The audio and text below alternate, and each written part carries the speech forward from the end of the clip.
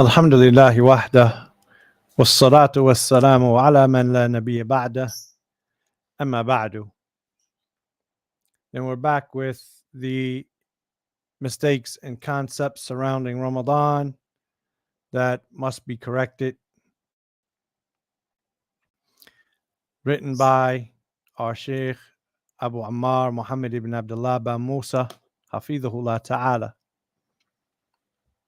And we have reached the midpoint of Ramadan. This is the 15th question. And with this, we should know that it's upon us to begin striving harder. As Ibn Rajab rahimahullah, he said, truly your month is decreasing, so you should increase in action. So let us take advantage of the remaining days of Ramadan and make the last part of it the best part of it. This 15th question, answered by the Sheikh, is what is the ruling of the fast for the one who wakes up in a state of sexual impurity? He says the answer is, and from Allah we seek help to what is correct. The fasting of the one who wakes up in a state of sexual impurity is correct according to an Islamic text, meaning an ayat from the Quran or a hadith from the Messenger sallallahu alaihi wasallam, as well as correct from al-ijma', the consensus of the scholars.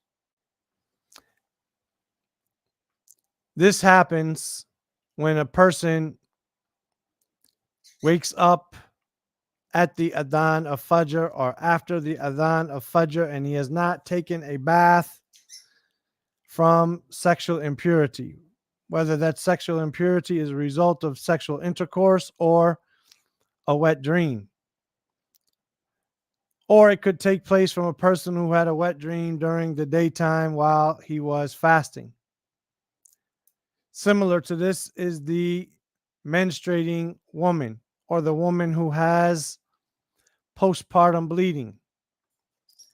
If this blood stops before Fajr and she had intended to fast during the night part of the day before Fajr, but she had not taken a bath yet, then all of these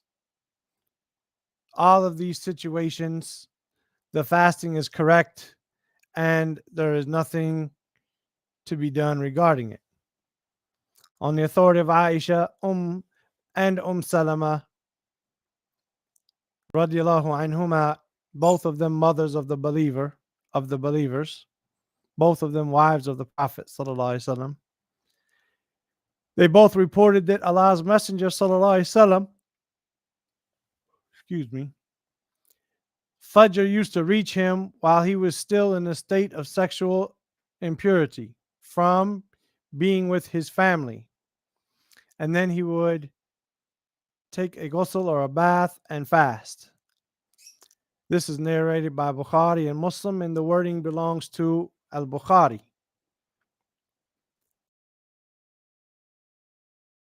A number of scholars have transmitted a consensus or narrated a consensus, an ijma' for the correctness of the fast for the one who wakes up in a state of sexual impurity, such as Ibn al-Arabi, al-Nawawi, Ibn Hajar, and others. May Allah have mercy on all of them. Ibn al-Arabi, and this is not the Sufi, rahimahullah, Ibn Arabi. This is Ibn al-Arabi al-Maliki. He said, if we allow for a person to have sexual intercourse before Fajr, then in that is an evidence for the permissibility of Fajr coming upon him or reaching him while he is in a state of sexual defilement. And this is permissible with a consensus, with an ijma'. And this had some disagreement amongst the Sahaba regarding it. They were unsure about what was correct, radiyallahu anhum ajma'een, may Allah be pleased with all of them. And then the issue became settled upon the fact that whoever woke up in a state of sexual impurity, then his fast is correct. That's the end of Ibn al-Arabi's statement, rahimahullah. As for a statement from An-Nawawi, rahimahullah, he says the people of these lands have come to a consensus for the correctness of the fast of the one who wakes up junub, wakes up in a state of sexual impurity, or this happens to him throughout the daytime, whether that is a result of a wet dream or sexual intercourse. And that's the end of his speech. Ibn Hajar, rahimahullah, he says, so if the person had a wet dream in the daytime, then it's upon him to take a bath, and fasting is not prohibited for him. Rather, he completes his fast with an ijma', with the consensus of the scholars. So likewise, if he had a wet dream at nighttime, then this is even more deserving of him completing or doing his fast, even if he woke up and had not taken a ghusl before the time of Fajr.